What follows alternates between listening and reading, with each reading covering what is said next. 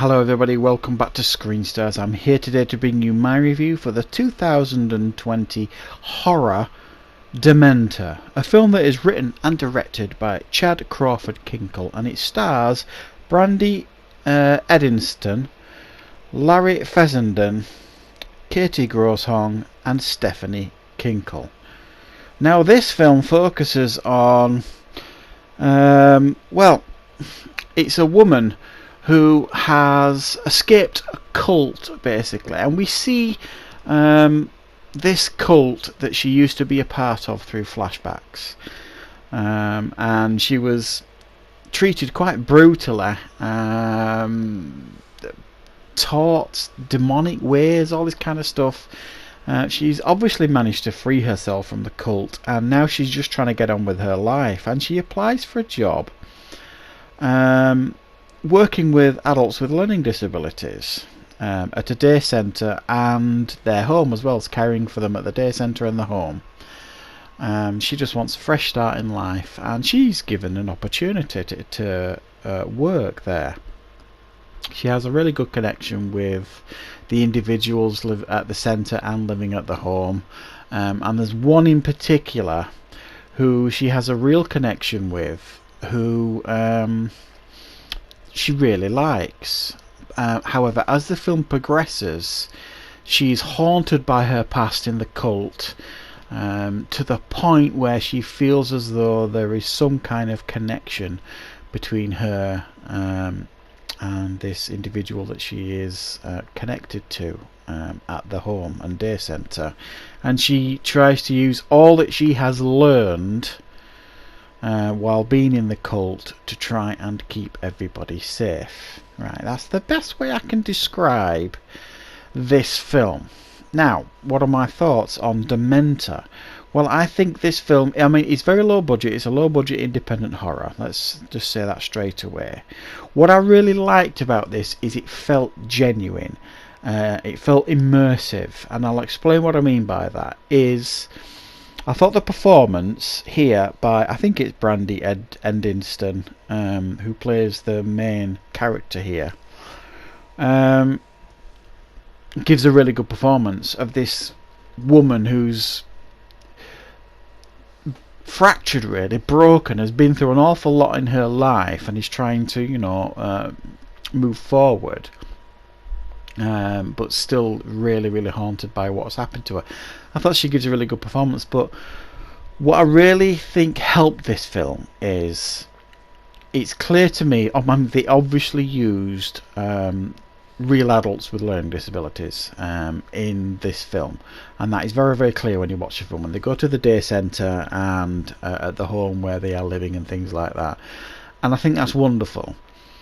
And many of them,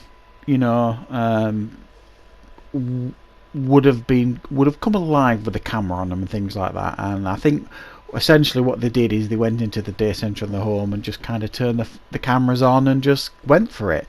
And clearly there was a small handful of actors that was like leading it in this, that and the other, and it felt genuine, it felt immersive, it felt real, the interactions, because they would have been real.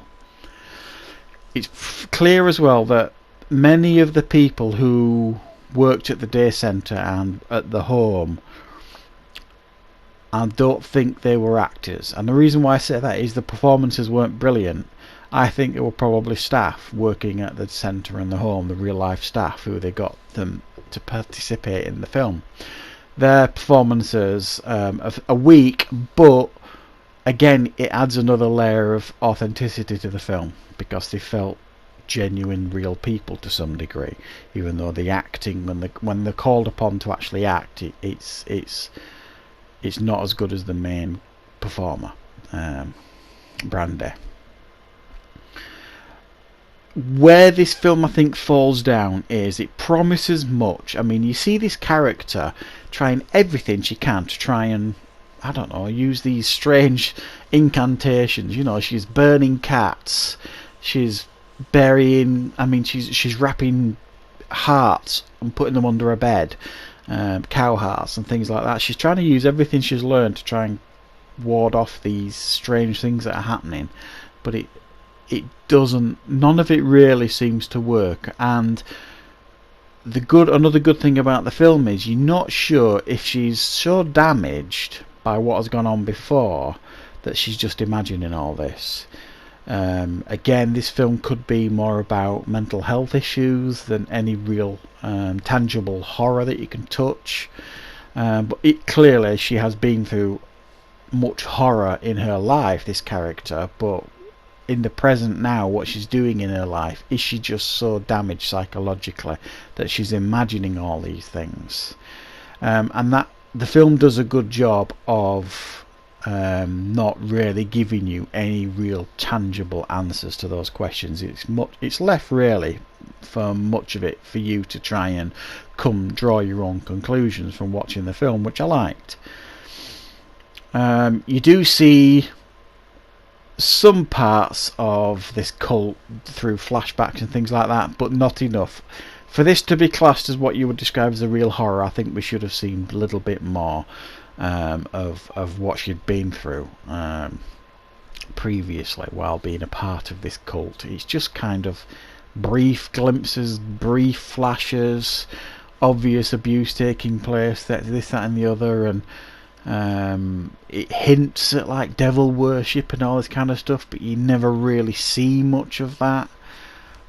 So it hints at a lot but doesn't really give you much on the horror. So this is I would say fairly light on horror, but a very interesting take at the same time. And I didn't particularly dislike this film. It's just flawed, if you like. But it's certainly something different. I'm going to give this one a 5 out of 10. If you're looking for something that's a little bit different, that feels quite genuine and immersive, but could have done with more elements of horror added into it, you could do far worse than Dementer. It's certainly a good attempt anyway. So that is my review. I hope you enjoyed it. I hope you found it useful. Thank you very much for watching. And of course I will be back with more reviews and content on Screen Stars very, very soon.